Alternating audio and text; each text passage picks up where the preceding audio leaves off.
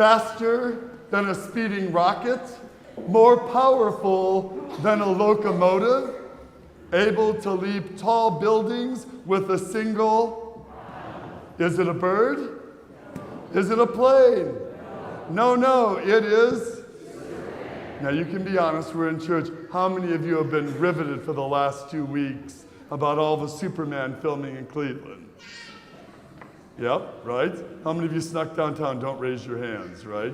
But can you only imagine, eventually when the movie comes out, Superman is going to bound over Terminal Tower. Pretty cool, yes or yes? And what is he going to do? He's going to swoop down and either rescue somebody or certainly lift Lois Lane to a new height. Yes or yes? Fascinating, yes? Captivating, yes? No, not really, right? But think about what Superman does. He leaps down, swoops down, lifts people, if not a whole society up. Yes or yes?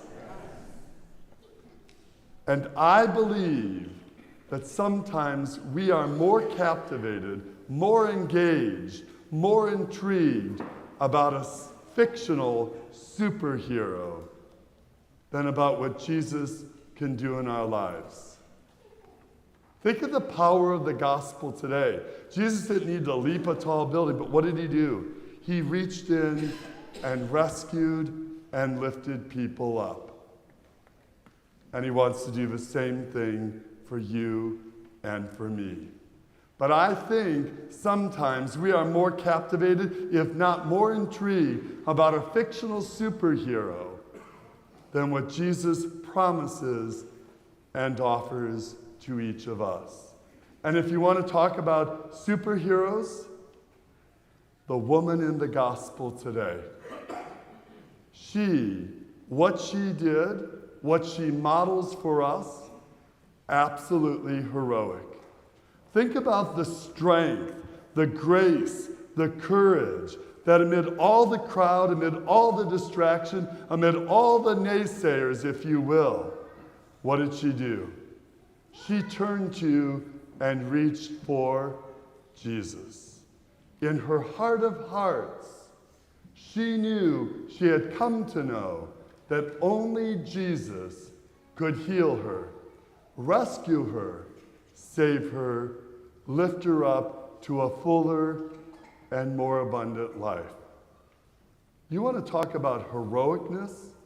Think about putting yourself in that crowd with all your might, nudging your way so you could do but one thing, which was to touch Jesus. Or go to the synagogue official. So you have to understand the power of the synagogue official. He's not supposed to follow Jesus. And what did Jairus do? In this case, for another, his daughter. He turned to Jesus.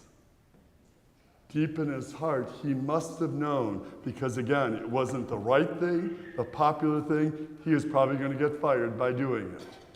But what did he do? He turned to Jesus. And even the gospel says, amid the ridicule and all this, Jesus pressed on, Jairus pressed on, and in a beautiful, lovely way, Jesus literally lifted up this child to a fullness of life, of healing, of health. And what does Jesus want to do for us? The exact same thing. And I think, tongue-in-cheek, I think we're more inclined to be fascinated by superheroes and every other remedy that's out there. And what the woman in the gospel and the synagogue official witness and model for us is true heroic living. They turned only to Jesus. Beautifully to the song, it is the Lord every day who wants to literally swoop down, if you will, rescue us, lift us up, heal us, and provide for us in our every single need. As you walk into the week, first, the woman especially showed real strength. She truly was strong. Pray for that strength in your own life, to turn only to Jesus. Jesus, I trust in you. Repeat. Jesus, I trust in you. Pray for that strength. Pray for that grace.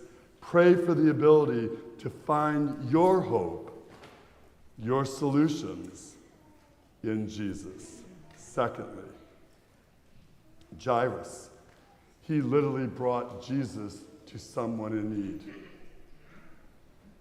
Every one of us, and especially parents, have a child who needs, say it, Jesus.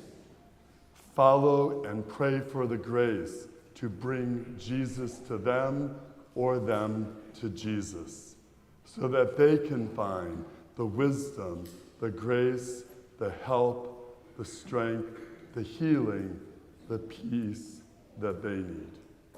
And thirdly,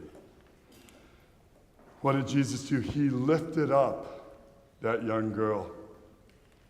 Can you imagine if all of us went into this week literally lifting up everyone we meet? Our family, our co-workers, our friends, strangers. We lifted them up in word, in action, and in prayer. Now think about the power of this. If you're going to lift up somebody, if you do it enough, what will happen to you? What? You're going to get stronger. Shocking. So the second reading, you will not lose anything. You will become stronger and stronger and stronger. But here's what captivates my attention. I think we are far more often inclined to put our hope in a fictional superhero or in any other remedy and not Jesus. Pray for the grace to have the strength of that woman in the gospel. She truly is heroic and strong. Pray for the wisdom to bring others, especially your children, bring them to the Lord or bring the Lord to them.